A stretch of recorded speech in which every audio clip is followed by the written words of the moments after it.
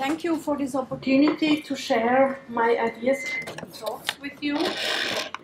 Special thanks to Lau Qingxi for encouraging FOA-FLUX to contribute to this forum and to intervene from the art side.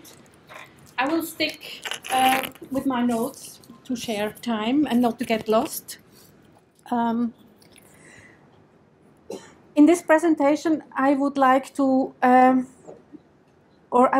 present some initial reflections on the topic of permaculture and collaborative art-led practices, which I summarize under the working title Perma-Arts.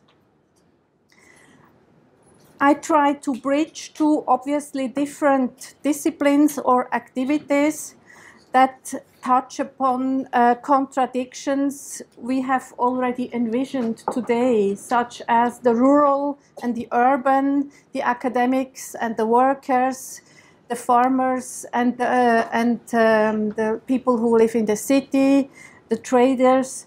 So I do this not only to raise awareness, but also to create an experiential space for regenerative societies and their development for a sustainable future.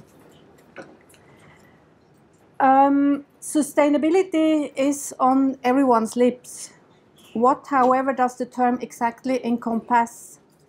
Sustainable development, as first coined by Gro Harlem Brundtland in 1985, emphasized the need to not compromise the development of future generations.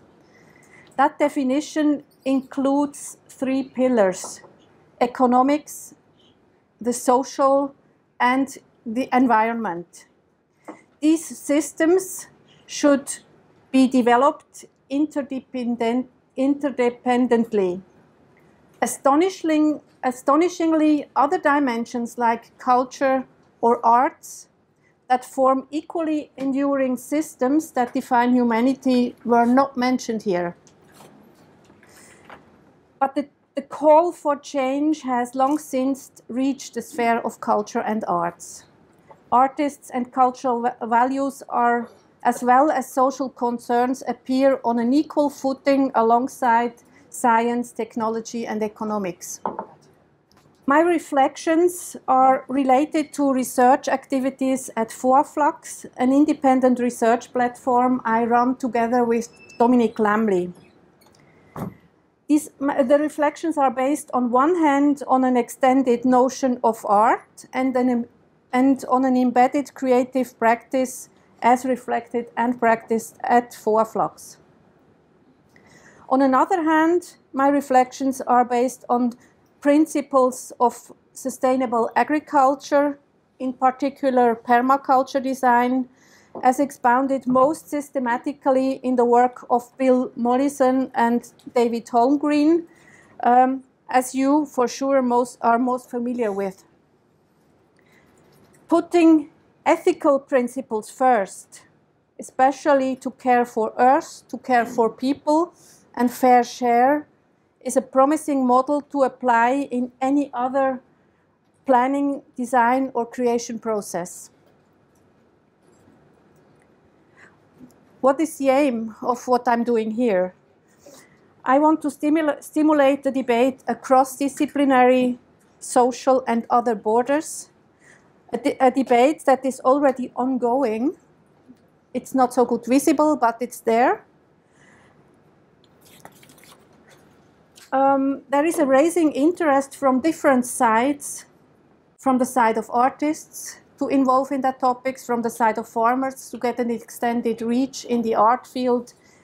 And my emphasis on this gap is also virulent due to my hybrid identity, having an academic degree in different disciplines and looking back on a long-standing practice-based training in non-academic activities such as gardening and farming, draws my attention on this multi-perspectivity, as I would call it. So this is the image that relates to my non-academic background. What follows does not primarily follow the disciplinary rules and analytical forms of academic research. Instead, it refers to associative and eclectic knowledge production that is embedded in iterative, intuitive, improvisational, tacit, and experiential means of inquiry. For a long time, art and agriculture, aesthetic land use and productive land use were considered two contradictory strategies. Being a farmer or an artist was mutually exclusive in Western context. Today, this is no longer true. Growing numbers of case studies show that socially and environmentally engaged or embedded arts and sustainable agriculture in rural and urban contexts are generating considerable synergies.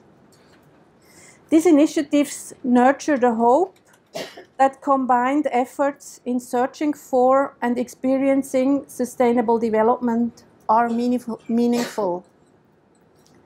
They are embedded in a larger scale debate we have to take into consideration. The call for sustainable development is based on current perceptions of the global environmental crisis, which includes global warming, food shortage, pests, land conflicts, the extinction of species, and much more. This crisis not only raises fundamental questions about how the current state of the environment is assessed and evaluated, it also relates to action plans for better survival. Behind such considerations stands a particular prediction, the endangered future of humankind, and thus the approaching end of the Anthropocene. What to do, how to act, on what basis, with what narratives. The relationship between humans and nature has created strong narratives. I have selected some here in this slide. How mankind uses nature, understands nature, dominates nature. So the two slides on the left are very common in Western understanding of nature, but in the second half of the 20th century, a profound shift in reflections on the excessive and exploitative consumption of nature has become evident. With numerous environmental disasters published in mass media and thus inscribed in the collective memory. The planet Earth as a living organism and the rediscovery also of indigenous narratives about nature has come up. It's what you see in the middle. Associated with these narratives was the rapidly growing need for plans, strategies, and skills to survive these impending disaster scenarios. But the narrative of looming extinction has been stoked further in the 21st century by more disasters and by increasing scientific evidence for humanity's formative power in shaping the Earth. This explains why the Anthropocene has been approved as the new socially constructed and scientifically substantiated narrative, as touched upon today. How involve arts in rethinking and reshaping the human relation to the environment? It can only be done by changing the role of arts, by using arts agency, by involving artists and artistic practices in real life, as Dominic has already pointed at. I would like to focus on art and agriculture now and give some examples that prove evidence that there is already a link between these fields and something is going on.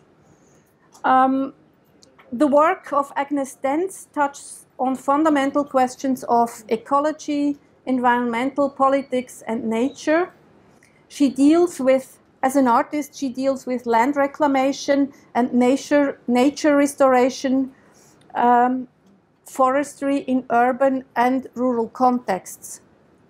When she is installed a temporary wheat field in Manhattan in the 1980s and in 2015 in Milan, she brought agricultural food production back into the focus of the urban society. And she enabled both a functional and an aesthetic approach to these places. Today's strategies, you are you know them better as me, are happening in Hong Kong. Rooftop farming tries to bring back agricultural production, organic production to the minds of people.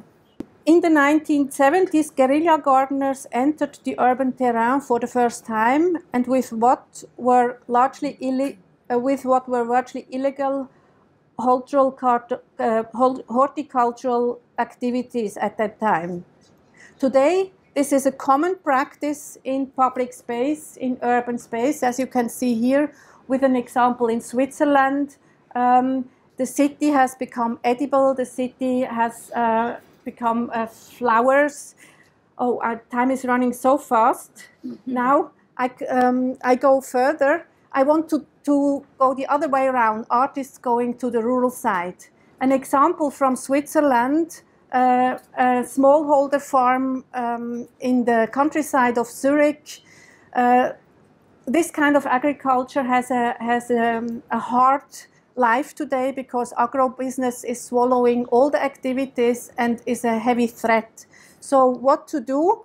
This family, the son of this family has also an artistic background, and they decided to involve the arts into their everyday organic farming. They have a shop on the farm, they have biological certified production, but they also have art exhibitions. They invite artists to show their work, they invite visitors, art recipients to come there, so they bring the whole artwork to the farm for a better living, for giving better values, and so forth. So this is how these art exhibitions look like. But actually I want to go to this Indonesian case study, which is very impressive for me. It's a case study organized or carried by Jatiwangi Art Factory in Java. It's an artists collective that decided to live in the rural context to take part in this development. They have a lot of activities. They do not act as individuals, they act as a collective. They have principles. They are well known for festivals. They are well known for any kind of intervention. But what's most interesting for me is they are dealing with a changing local cultural landscape. This is maybe soon the past. Rice fields, hands-on production, rooftop production has declined, and today toll roads were built, highways were built, an airport will change the whole economy in the region. So, and the artists, the collective of Jatiwangi decided to jump in and co-shape the cultural landscape of the future. How do they do it? They organize different initiatives, projects dedicated to the local cultural landscapes. They do gardening, they do seed exchange. They organized a workshop to create knowledge, to participate in this future planning. They addressed the authorities, the planning authorities. So with all their means, they take part. Astonishingly, the result of this workshop looks like a permaculture flower. They also developed more artistic strategies shown at biennials, shown at galleries and museum spaces. They invented a land certificate, alternative to the existing land titles they are existing in the region, just to raise awareness for who owns the land. They are also waiting for the investors coming through this new airport, and they have developed a package, a guide for the investors how to behave on this land, rules, knowledge they provide to make clear that they are active proponents in this discussion. They also have invented rituals, new rituals, and thank you. That's very proud.